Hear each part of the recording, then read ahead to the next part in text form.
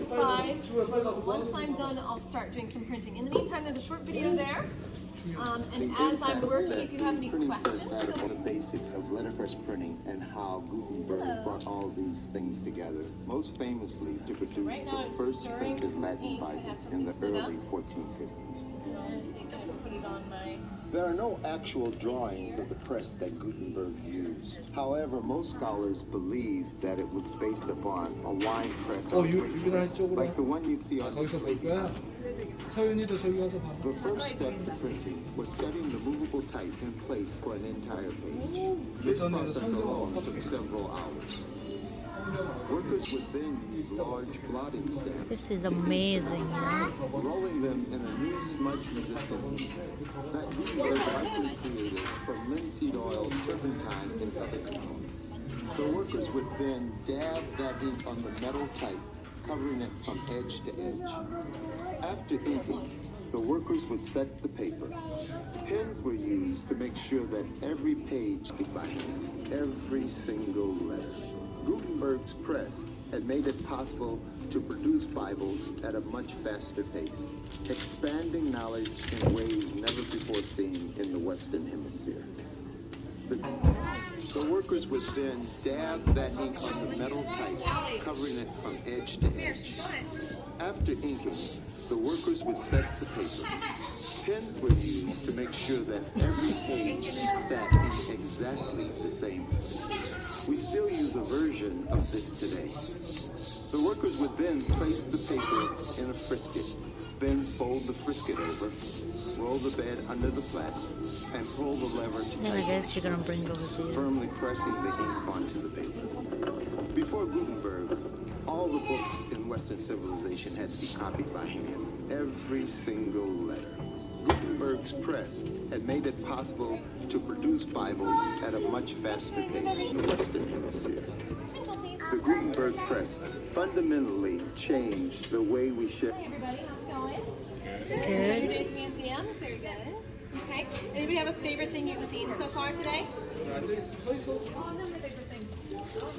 Everything. What did you say? Everything. Everything. Okay, very good.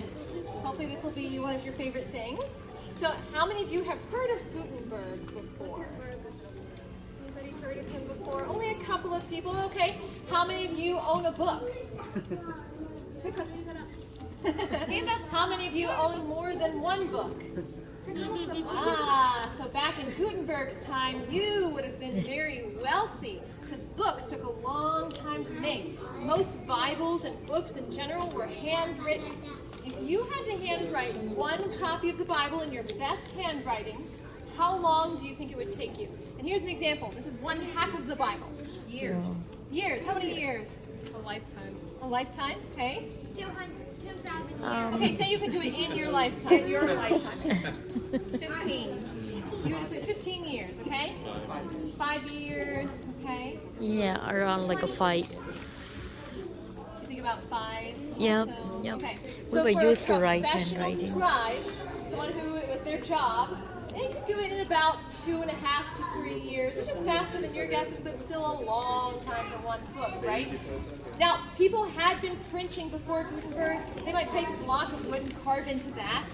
Or in China and Korea, they're using little wood blocks or porcelain figures and stacking those together.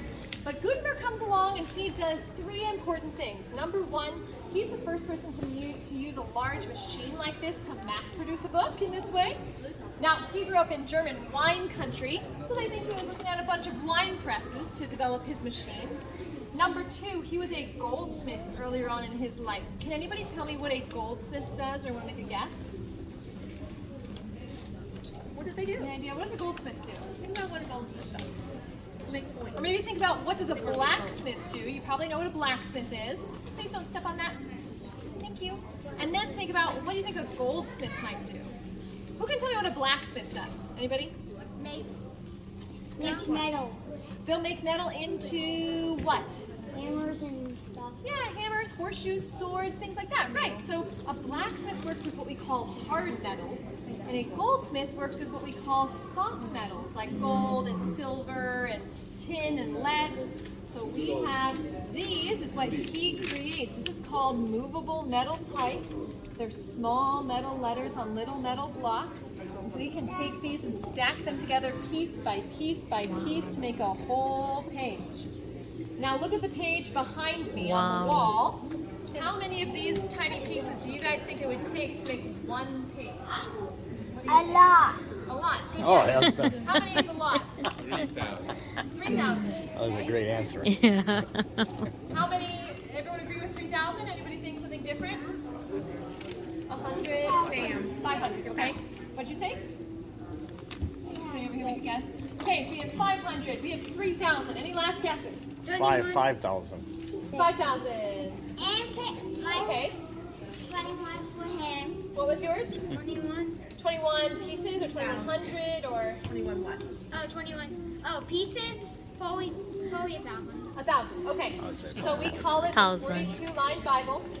On average, there's about 60 pieces across. 42 times 60 means that every page has somewhere between 2,400 to 3,000 pieces. Wow. So 3,000 pieces. You were the closest. Very good. So because you were the closest, here you go. Come take a look at this letter. Okay. It's a K. Gotcha. Yep, you can. There's something weird about it, though. The K. Can you see it in the light? The light's terrible. It's backward. It's not backwards, so it will print forward.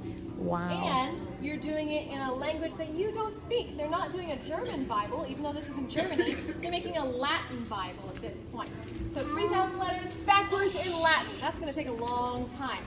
And you might think, I could handwrite a page faster than that. You probably could, but once that page is set up, you can just crank out as many copies as you'd like of just that page. So it is faster in the long run. So then, after you have our letters are called movable type, just like typing on a keyboard. Then we've got to put some ink on it, but the ink he made was an oil-based ink because the water-based ink wouldn't stick to the letters. So he has his machine, he has his movable type, and he has his oil-based ink. So he sets this up. Now that we've set up our letters, we're going to take these things called blotting stamps, which are made of leather and stuffed with wool, and you would use these to roll ink on top of the letters, just like this. But fortunately, somebody invented this in the 1700s, much faster for our purposes. So here we go. I'm gonna go on this side.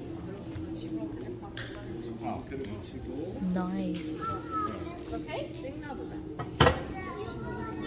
Then we'll take this thing called the frisket. Everyone say frisket.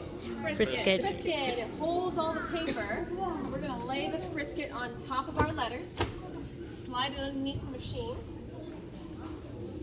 Now he modeled it after a wine press, but he made sure that this block would not turn. Here we go. 1, 2, 3. So you just go straight up and down. What do you think would happen if it was turning and pressing? Ink. It'd smear the ink. Yep. What else could happen? Tear it. Tear the paper or parchment. That's pretty expensive. What else? One more thing. You could break up. You could break your letters. And it would they're move in them out of- perfect alignment, right? But if it's turning and pressing, they're not going to be in perfect alignment for very much longer. So here we go. We're going to slide this out. And if we have a good press, there will be a sound called the printer's kiss. See if you can hear it. Hear that? It's kind of soft, but there we go. Hey. Good job. So this page is 1 Samuel chapter 25, verse 23 through chapter 26, 1. That's right. Now they don't have Beautiful. the numbering system, the chapter and verses in their Bibles at this point. So what they would do is they would leave blank spaces. So you see that indent down at the bottom of the right column? That is for the beginning of chapter 26. And so they'd go through and they'd add colorful accent letters like the one that you can see here inside of that page. And then once they've gotten through all the pages, they'd take them to someone called an illuminator. What does the word illuminate mean? Who can tell me? Illuminate. Brighten. To brighten or to light up, yeah. So we call these pages, these designs, illuminations for a couple of reasons. I'll come around so you can see it. One, there's real gold pressed on there, so it will literally light up the page. But it also brings to light the story. There's Daniel in the lion's den inside of that letter there. And there's lots of symbols and motifs of the themes around the outside or things to just make it beautiful. And it symbolizes how the Holy Spirit illuminates the meaning in your mind and heart and soul as you engage with the text in a way that for a sheet, Yeah. I don't know about one page, but a complete Bible would have taken about 2.5 to 3 years. Okay. Yeah, a page probably, you know, you could probably get a couple in a day maybe if you're just writing it out and that's your focus. But I don't know the exact process of that question. For illuminations, I do know for something like this could take about 10 or so hours to do drawings like that with all the paints and the layering and everything. Okay. So it could take a long time. Without the press, 10 hours. Yeah, exactly, exactly. Wow. So that, because of the press, it sped up the part of just making the letters, which allowed everything to be done a lot quicker. So he could make about 200 Bibles in the same amount of time as Scribe could only make one, which is a really, really big jump. And then, of course, as printing presses popped up all over Europe, then books became a lot cheaper and easier to get, which meant common people could afford to own books for themselves, Yep. and then could afford to read and could pass around new information much quicker. So this kind of pulled us out of the medieval times and into the modern period of history, this kind of mass communication revolution. If you guys Yep. want to see a real Gutenberg page, there is one up on the 4th floor that you can see. I think the Book of Romans is up there right now. We don't have a complete Bible. I guess so we there's had not a lot seen it. left, but the Library of Congress down the street does have one if you want to make a visit there and see it. Oh, thank you so much. You're welcome. Thanks for coming by.